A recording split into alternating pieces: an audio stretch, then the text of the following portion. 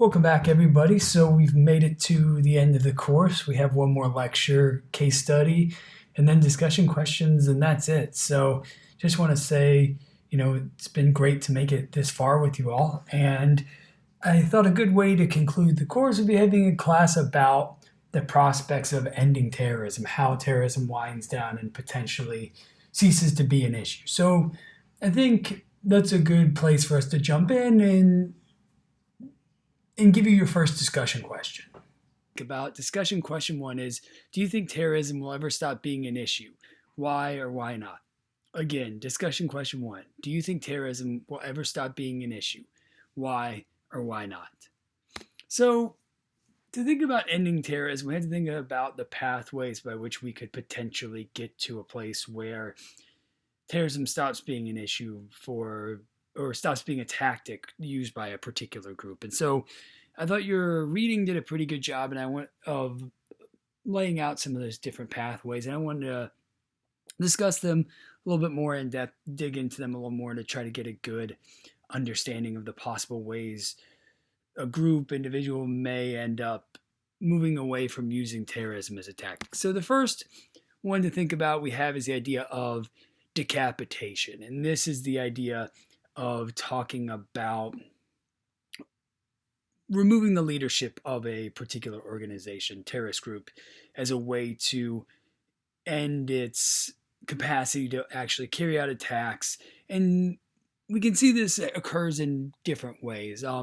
One, for example, we look at the idea of potentially decapitating a group by killing the leader. So this may not always work, though. As we see with Al Qaeda, the U.S. was able to ultimately kill Osama bin Laden, but leadership passed to second in command al-Zawahiri, who took over, and so it didn't ultimately end the groups. But there are instances where it's argued that perhaps it's more effective to capture the leader of a particular terrorist group. If you're able to capture that leader, arrest them, put them in prison, it leads to a sense of demystification for that group. Whereas perhaps if you kill the leader, that leader then becomes a martyr, inspires others to take up the mantle.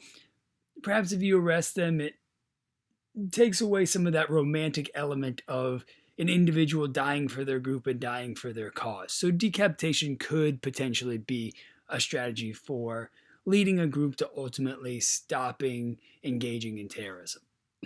We also have the possibility of negotiation. And this is getting back to the way we talked about when we thought about diplomatic responses to terrorism and the capacity perhaps for prolonged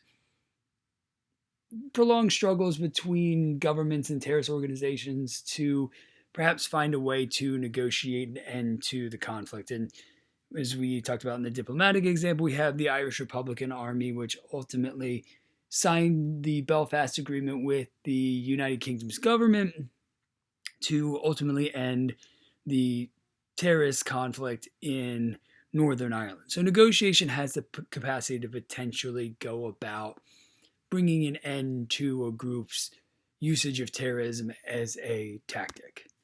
We also have the possibility that perhaps a terrorist organization stops existing because they ultimately succeed in achieving their goals, or perhaps the political environment changes that leads to a success and achievement of their goals. Even if they directly didn't carry it out, they become obsolete once their goals are achieved. So one example of this would be this terrorist organization called the Umkhonto. I'm sorry, my pronunciation isn't very good, in South Africa. And this was a group that targeted and carried out terrorist attacks against the white apartheid South African government, trying to bring about change and bring about racial justice and end the racist state of South Africa that had existed up until that government collapsed in the early 1990s, and you ultimately have the creation of a true democratic South Africa that ultimately sees Nelson Mandela elected as the first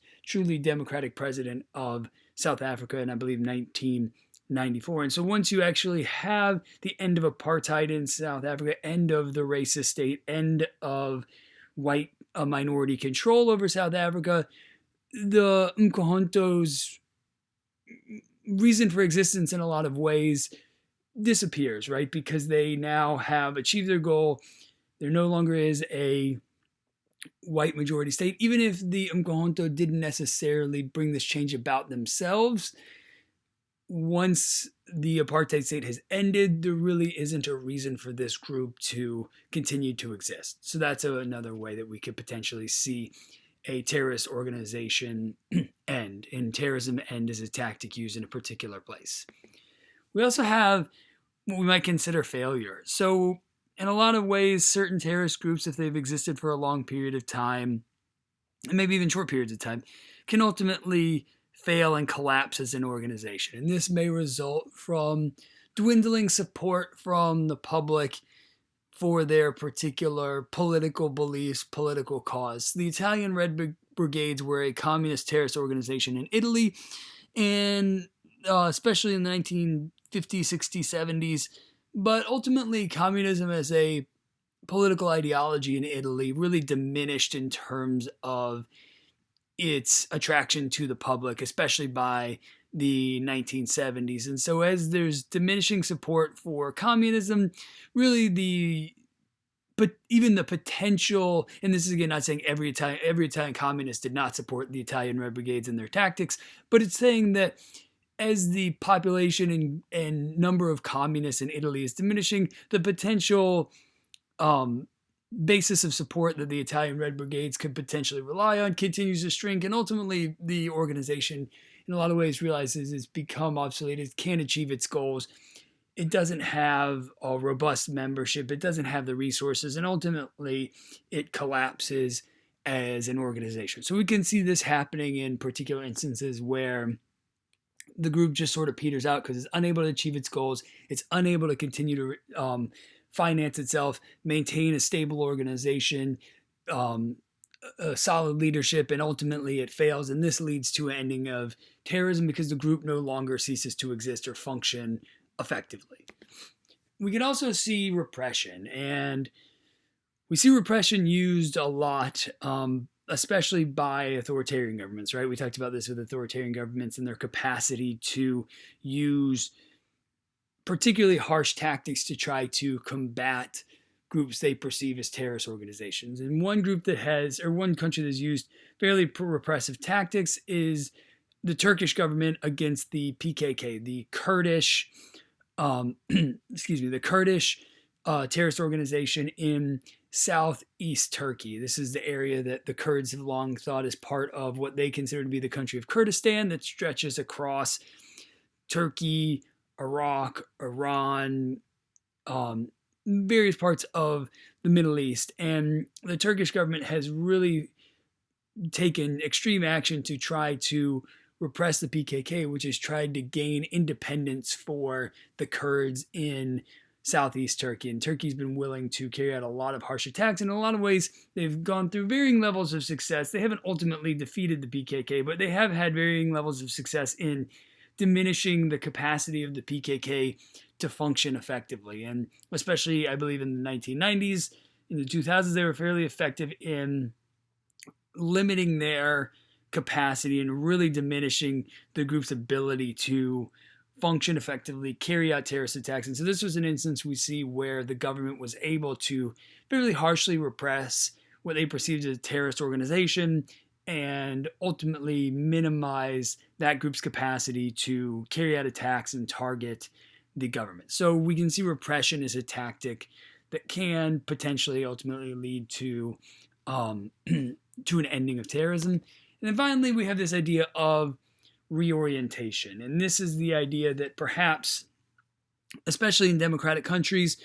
we can end up in a situation where a terrorist organization is willing to give up terrorism as a tactic and try to become a legitimate political organization. Oftentimes this means in a democratic country becoming a political party that stands for elections, that abides by the democratic process, forswears violence, and tries to enact their change through the democratic process rather than through the use of violence. And so in this case, we see actually in Colombia, the FARC decides to actually become a political party. They sign a peace deal with the Colombian government and they become a political party in Colombia, where they stand and have been elected to seats in the Colombian legislature. So we see this as a possible way that terrorist organizations can stop using terrorism as a tactic and transform into more legitimate organizations. And this, again, it's important for the state to recognize this change as well. And oftentimes it does take a significant degree of negotiation for this transformation to occur, based on oftentimes the state has concerns about wanting justice for attacks carried out against the people, but then also these organizations will want to try to have some means of justice carried out, sometimes because states are willing to use repressive tactics. It was argued that the Colombian government financed and employed right-wing militias to target FARC strongholds, kill people indiscriminately. So on both sides, it was argued that there were significant injustices perpetrated, and so this requires a significant amount of negotiation for this reorientation to actually be accepted by both sides. And really, it does need a democracy in many ways, so this group can become a political party and then become part of the legitimate political process. So just thinking about the pathways to ending terrorism, and you could explore this next discussion question, based on perhaps any of these various ways that you end up with possibly ending terrorism. And so I get to discussion question 2, and that is, what role can the public play in ending terrorism? Again, discussion question 2, what role can the public play in ending terrorism? So